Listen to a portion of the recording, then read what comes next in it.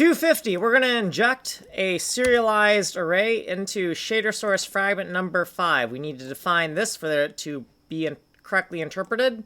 Here's where we're going to put that serialized array, where that token is right there. Here's the array U32 to GLSL string. Here's the name of the array as it will appear in the shader. Here's the actual array source. And here is this for reference. Here's the output GLSL string, more reference of what the variable names mean. We're going to get a U32 value out of the array and convert it to hex, and then wrap it in a U32 constructor.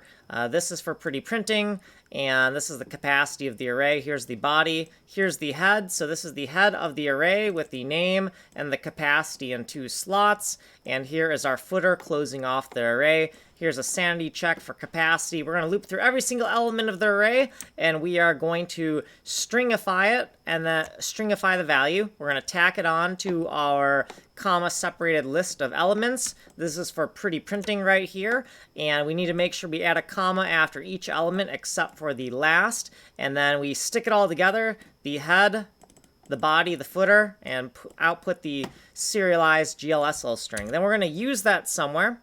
So here's where we're taking the raw shader source and converting it to a preprocessed string. We have 3 lookup tables for an array, the name as it appears in the shader, and the token we're going to look for in the shader to replace with the serialized string. We got a lookup table max index and length.